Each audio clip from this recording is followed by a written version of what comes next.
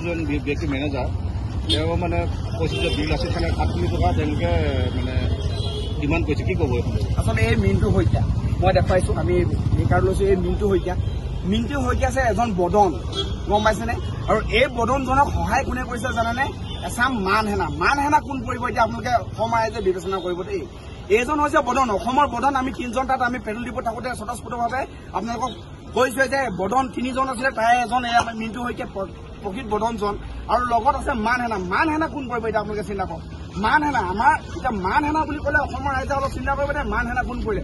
আচলতে আমি নিজে জাতি ভাই, আমাৰ অসম পুলিচত যিসকল আছে সেইখন আমি নিজৰ জাতি ভাই নহয় নেকি, অসমীয়া নহয় নেকি? তেখেতসকলক আমি মানহানা বুলি আখ্যা দিবলৈ বাধ্য হ'ম। কাৰণ কি প্ৰত্যেকজন অসমীয়া ল'ৰাই, খিলঞ্জীয়া ল'ৰাই অসম পুলিচত আছে। আৰু সেইসকলে কি কৰি আছে, যিসকলে আজি এই গণতন্ত্ৰৰ দেশত, যিটো আমাৰ গণতন্ত্ৰ চলে, সেই গণতন্ত্ৰৰ দেশত মানে অগণতান্ত্ৰিক ৰাজতন্ত্ৰ চলাইছে। এতিয়া ল'ৰাসকলে আমি কোনোবাই ডিব্ৰুগড়লৈ যাব লগা হৈছে, দুলীয়াজান যাবলৈ বাটতে ৰখাইছে। আচলতে এইটো কি এটা গণতান্ত্ৰিক দেশ এখনত যে যিসকলে মানুহক বাটতে ৰখাই পিনি যে পণবন্দী কৰি ৰাখিছে, এইটো কি মানে এইটো কিহৰ গুণ্ডাগিৰি? সেই গুণ্ডাগিৰিটো নাশ হ'ব লাগিব।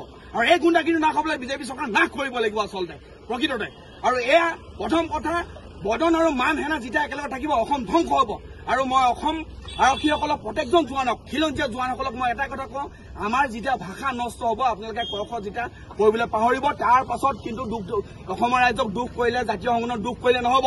আপোনালোকে এই কথাটো স্পষ্টভাৱে জানক। প্ৰত্যেকজন অসম পুলিচক মই প্ৰত্যেকজনক কৈছো, আপোনালোকে খিলঞ্জীয়া হয়, আপোনালোকে খিলঞ্জীয়া পক্ষত থাকিব লাগে নাই, সেই মানুহে বিহাৰী গ্ৰুপৰ লগত থাকিব লাগে। আপোনালোকে চেষ্টা কৰিব, জানিব, বুজিব। আৰু যেতিয়া ভাষা হেৰাব, আপোনালোকৰ ল'ৰা ছোৱালীয়ে ক খ পঢ়িব নাজানিব, তেতিয়া বুজি পাব আপোনালোকে জাতীয় সংগঠনে কি কৰিছিলে। এতিয়াতো আপোনালোকে হাঁহি আমাৰ প্ৰত্যেকজন ল'ৰা আজি ডিব্ৰুগড়লৈ যোৱাতে আমাৰ এৰেষ্ট কৰিছে। আপোনালোকে লাজ নালাগে? আপোনালোকক কিয় লাজ লাগিব আপোনালোক? কাৰণ আপোনালোকে তলত চেলেকা হ'ল। আপোনালোকে জানিব লাগে এটা ল'ৰা আমাৰ তাত কি কৰিছে। যে সংগজ্যোতিৰ পৰা বিনা চতে এজাহাৰ, তাৰ নাম নাই, তেখেতৰ নাম নথকা চৰ্তত এৰেষ্ট কৰিছে পুলিচে। আৰু কাৰ চৰ্তত চৰাইচাত কৰিছে? ক'ৰ চৰ্তত চৰাইত কৰিছে? আপোনালোকে অন্ততঃ ভাবিব। মই অসম পুলিচক বিনম্ৰতে অনুৰোধ কৰিছো, আপোনালোকে যদি খিলঞ্জীয়া হয় জাতিৰ হকে থিয় দিয়ক। এই জাতিৰ হকে যদি থিয় নিদিয়ে, এটি নিজৰ মুখৰ ভাষা হেৰাব আপোনালোকৰ কাৰণে। কাৰণ আপোনালোকৰ চৰ্ত ছায়াত আমাৰ এই জাতিটো ধ্বংস হ'ব প্ৰথম কথা। গতিকে আপোনালোকে নিজকে এবাৰ হুৱাই ল'ব, নিজকে চিকুটি চাব। যদি ভাষা হেৰাই আপোনালোকে কলমে লিখিব নোৱাৰিব নিজৰ নামটো অসমীয়াত। এই কথাটো অসম আৰক্ষীয়ে জানিব লাগিব। প্ৰত্যেকটো আদেশ অনুসৰি অন্ততঃ কিছুমান এইবিলাক যাৰ আমাৰ এজাহাৰ নাই সেইজনক এৰেষ্ট কৰিছে, শৃংখল চৰিয়াক পণবন্দী কৰিছে। আপোনালোকে আমাৰ 200ৰ ওপৰত পণবন্দী কৰিছে। কি স্বাৰ্থত? কি আছে? আৰে গাড়ীতে যাতায়াত কৰিব নোৱাৰিব নেকি ৰাস্তালৈ? আজি দুলীয়াজনে যাব নোৱাৰিব নেকি? ক'ত বাধা আছে? কি কথা আছে? আৰু এনেকুৱা নচলিব, এনেকুৱা ফেচিছবাদী নচলিব। মই এই কথাটো কৈ আছো।